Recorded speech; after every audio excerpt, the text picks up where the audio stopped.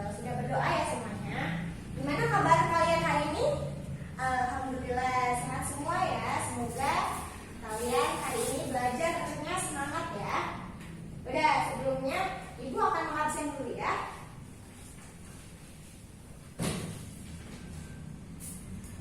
Muhammad Yusuf, Fitri Vilayati,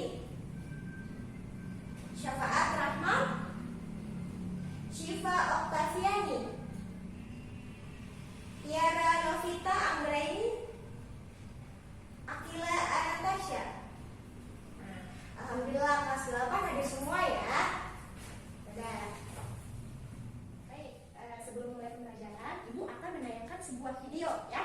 Kalian cermati dengan baik ya.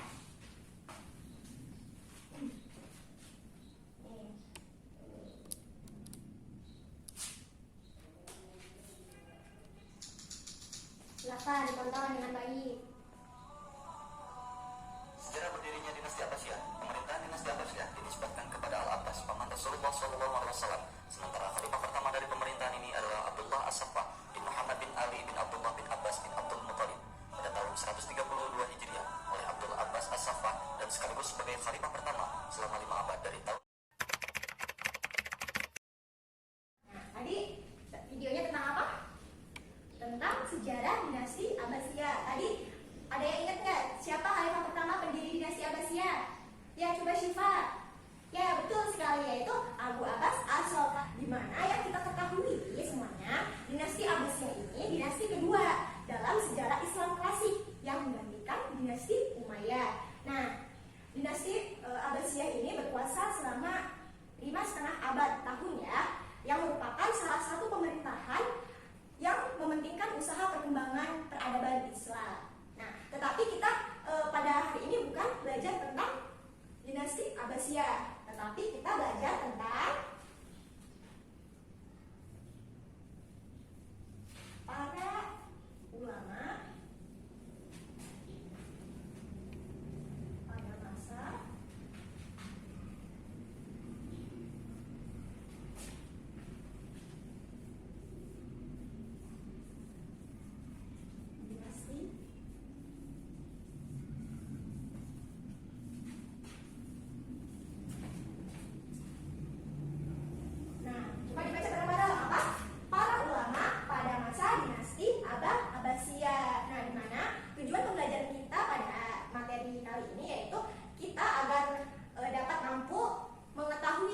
para ulama pada masa dinasti dan juga mengetahui dan memahami biografi tentang para ulama pada masa dinasti Abbasiyah.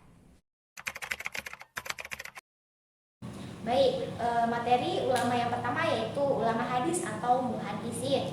Nah, terdapat 6 ulama hadis yang paling menonjol dalam mengembangkan ilmu hadisnya pada zaman dinasti Abbasiyah. Nah, mereka berenam ini merupakan pakar hadis yang telah melakukan seleksi ketat terhadap hadis-hadis Nabi Muhammad SAW.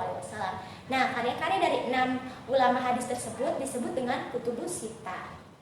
Baik, ulama yang pertama yaitu Imam Bukhari. Ini perhatiin ya gambarnya ya. Nah, beliau ini mempunyai nama lengkap Abu Abdullah Muhammad bin Ismail bin Ibrahim bin Mukiroh al-Ja'fi bin Barzibah al-Bukhari.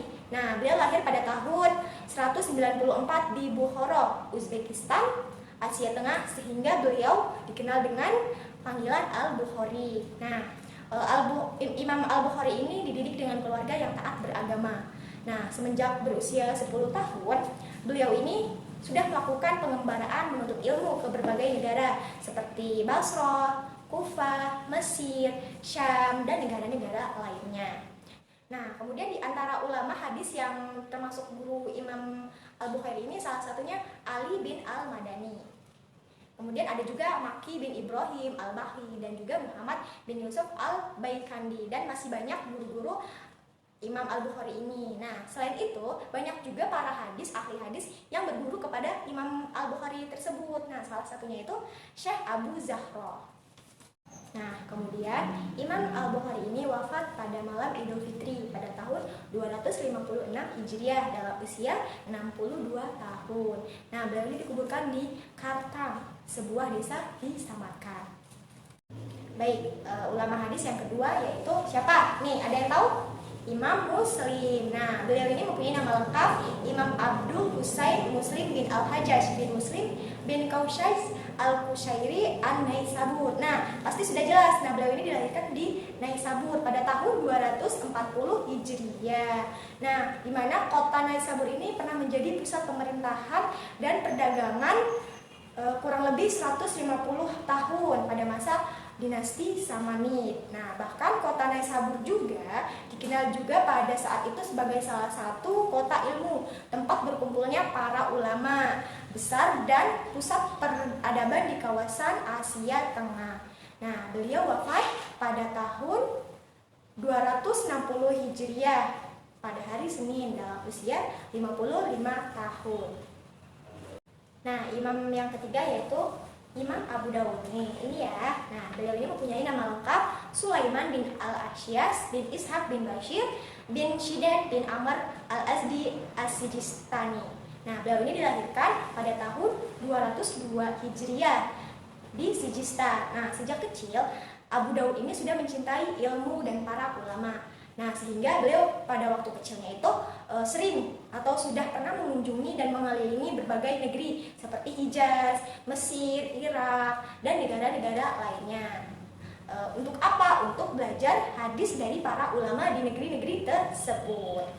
Nah, kemudian para ulama yang menjadi guru Imam Abu Dawud ini sangat banyak jumlahnya, seperti Ahmad bin Hambal, terus Al-Qanabi, terus Abu Amr Ad-Darir, dan lain sebagainya. Nah, sebagian dari gurunya ada yang menjadi guru Imam Al-Bukhari dan Imam Muslim, seperti Ahmad bin Hambal, Utsman bin Abi Syaibah, dan Utaibah bin Sa'id. Nah, kemudian ulama hadis yang keempat siapa? Imam At-Tirmidzi. Ini ya gambarnya ya. Nah, beliau ini mempunyai nama lengkap Abu Isya Muhammad bin Isya bin Saurah bin Musa bin Dahhat As-Sulami Al-Bugi. Nah, beliau ini lahir di Termez pada tahun 209 Hijriah.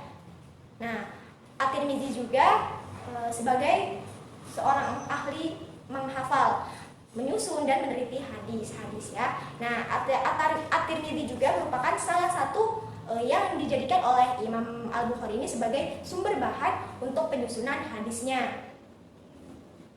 Kemudian ulama hadis yang kelima yaitu Imam An-Nasai. Beliau mempunyai nama lengkap Abu Abdurrahman bin Syuaib bin Ali ibnu Abi Bakar Ibnu Sinan An-Nasai. Beliau lahir pada tahun 215 Hijriah. Nah, beliau dipanggil dengan nama Nasai ini, beliau dilahirkan di kota Nasai, salah satu kota di Khurasan. Imam Nasai ini menerima hadis dari Sa'id Ishaq bin Rawhe dan ulama-ulama lain dari tokoh hadis di Khurasan ya. Nah, Imam An-Nasai juga terkenal karena ketinggian hadis, sanad hadisnya. Kitab Sunan An-Nasai mengandung lebih sedikit doifnya setelah hadis Sahih Al-Bukhari dan Sahih Muslim. Nah, di antara para guru Imam An-Nasai ini salah satunya yaitu Ali bin Kashram. Nah, kemudian ulama yang terakhir yaitu Imam Ibnu Majah ya. Nih gambarnya. Nah, beliau mempunyai nama lengkap Abu Abdullah Muhammad bin Yazid bin Majah Ar-Rabi' Al-Qazwini. Nah, lebih diakrab dengan Ibnu Majah ya. Nah, Ibnu Majah ini terkenal dengan kejujuran dan akhlak mulianya. Beliau dilahirkan pada tahun 209 Hijriah. Nah, sebutan Majah ini dinisbahkan kepada ayahnya yaitu Yazid yang juga dikenal dengan nama Majah Maula Roba'at. Baik, kemudian materi selanjutnya yaitu ulama fikih atau fuqaha. Nah, pada masa dinasti Abbasiyah, perkembangan ilmu fikih ini cukup baik seiring dengan munculnya ulama-ulama mujtahid yang berperan besar terhadap menetapkan hukum-hukum Islam ya. Nah, hasil ijtihad ini kemudian dijadikan sebagai pedoman umat Islam dalam menentukan hukum terhadap sebuah persoalan agama. Di mana di antara ulama fikih yang populer dikenal dengan sebutan Imam Mazhab ya, di mana ada 4 ulama ya. Baik, ulama fikih yang pertama yaitu Imam Abu Hanifah ya. Nah, beliau ini mempunyai nama lengkap Nu'man bin Thabit bin Zuta atau disebut dengan Abu Hanifah. Nah, beliau lahir di Kufah, Irak pada tahun 80 Hijriah. Beliau wafat di Baghdad pada tahun 150 Hijriah. Nah, beliau ini sebagai pendiri apa? Mazhab Hanafi, betul. Nah, Abu Hanifah ini pada masa remajanya telah menunjukkan kecintaannya terhadap ilmu. Di samping menuntut ilmu fikih, beliau juga mendalami ilmu tafsir, hadis, bahasa Arab, dan ilmu hikmah. Nah, beliau ini walaupun anak seorang saudagar kaya, kehidupannya ini sangat sederhana. Kemudian, ulama fikih yang kedua yaitu Imam Malik bin Anas, pendiri mazhab Maliki. Nah, beliau ini mempunyai nama lengkap Malik bin Anas bin Malik bin Abi Amir bin Amr bin Al-Haris bin Ghaiman bin Jutsaya bin Amr bin Al-Haris Zi As-Sobah. Beliau dilahirkan di Madinah Al-Munawwaroh pada tahun 93 Hijriah. Nah, Imam Malik ini menerima hadis dari 900 guru. Nah, 300 dari golongan tabi'in dan 600-nya lagi dari golongan tabi'ut at-tabi'in. Baik, ulama fikih yang ketiga yaitu Imam Syafi'i. Beliau mempunyai nama lengkap Muhammad bin Idris bin Abbas bin Utsman bin Asy-Syafi'i bin Ubaid bin Hisham bin Abdul Muthalib bin Abdul Manaf bin Husain. Nah, beliau ini merupakan keturunan dari Quraisy, dari Bani Muthalib. Nah, beliau ini dilahirkan di Gaza, Palestina pada tahun 150 Hijriah. Baik, ulama fikih yang keempat yaitu Imam Ahmad bin Hambal. Nah, beliau mempunyai nama lengkap Ahmad bin Muhammad bin Hambal bin Hilal bin Asad al-Marwazi al-Baghdadi. Beliau lahir di kota Baghdad pada tahun 164 Hijriah. Nah, pada usia 15 tahun beliau ini sudah hafal Al-Quran, dan juga beliau tulisan Arabnya indah ya, yang paling indah di antara yang lain. Kemudian Imam Ahmad bin Hambal mempunyai hafalan yang kuat, hafal lebih dari 1 juta hadis. Kemudian materi selanjutnya yaitu ulama tafsir atau mufasir. Nah, pada masa dinasti Abbasiyah, ilmu tafsir ini mengalami perkembangan yang sangat pesat, di mana bermunculan karya-karya di bidang tafsir. Nah, pada masa tersebut, metode tafsir ini mengacu pada 2 metode, yaitu yang pertama cara tradisional atau tafsir bil maksur, yaitu cara menafsirkan ayat-ayat Al-Quran dengan fatwa para sahabat Nabi Sallallahu Alaihi Wasallam, dan cara yang kedua itu cara rasional, yaitu penafsiran ayat-ayat Al-Quran dengan rasio atau akal. Nah, kemudian ulama tafsir yang pertama yaitu Imam Ibnu Jarir At-Tabari. Nah, nama lengkapnya Abu Ja'far Muhammad bin Jarir bin Yazid bin Kasir bin Ghalib Al-Amali At-Tabari, lebih dikenal sebagai Ibnu Jarir atau At-Tabari. Nah, beliau ini lahir di Amol, Tabaristan, sebelah selatan Laut Kaspia pada tahun 833 Hijriah. Nah, beliau ini tumbuh di lingkungan keluarga berada dan perhatian penuh terhadap pendidikan, terutama pada bidang keagamaan. Kemudian ulama yang keempat dalam bidang tafsir yaitu ada Imam Ibnu Katsir ya. Nama lengkapnya Imanuddin Ismail bin Umar bin Katsir Al-Quraisy Al-Busrawi. Nah, beliau ini lahir pada tahun 701 Hijriah di Basrah. Nah, ayahnya ini seorang khotib dan meninggal ketika Ibnu Katsir ini berusia 4 tahun ya. Nah, kemudian beliau ini diasuh dan didik oleh kakaknya yaitu Syekh Abdul Wahab. Nah, pada usia 5 tahun beliau pindah ke Damsyik negeri Syam pada tahun 706 Hijriah. Baik, setelah Ibu jelaskan materi tentang para ulama pada masa dinasti Abbasiyah, Ibu mempunyai tugas untuk kalian. Nah, sebelumnya Ibu bagi kelompok dulu ya. Nah, Ibu akan membagi 4 kelompok. Ini kelompok 1, kelompok 2, kelompok 3, dan kelompok 4 ya. Nah, sudah dibagi masing-masing. Di sini Ibu punya kertas, di mana di dalam kertas ini terdapat 4 soal ya. Nah, nanti kalian per kelompok diskusikan kepada teman sekelompoknya. Paham? Paham. Nah, setelah itu kalian maju ke depan untuk mempresentasikan tugas yang Ibu berikan. Paham ya semuanya? Paham. Nah, alhamdulillah kalian semua dari 4 kelompok ini alhamdulillah ya bagus sekali dalam mendiskusikan hasil kerja kelompoknya. Nah, baik, di sini mau ada yang menyimpulkan tentang pelajaran kita pada hari ini? Baik, silakan maju. Nah, terima kasih kepada Nila yang sudah menyimpulkan materi kita pada hari ini ya. Nah, tepuk tangan buat kita semua.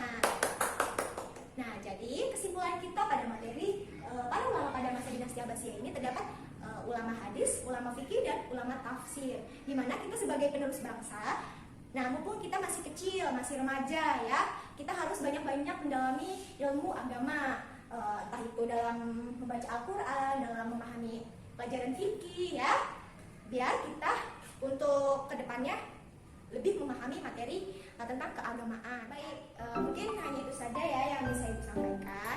Selanjutnya pada minggu selanjutnya kita masih tetap akan belajar tentang para ulama pada masa dinasti Abbasiyah, tetapi kita mendalami tentang perannya ya, bukan biografinya. Nah, silakan kalian baca-baca ya. Baik, mungkin itu saja. Mohon maaf apabila Ibu ada kesalahan kata-kata, mohon dimaafkan. Kurang lebihnya mohon maaf. Wabillahi taufiq wal hidayah. Wassalamualaikum warahmatullahi wabarakatuh.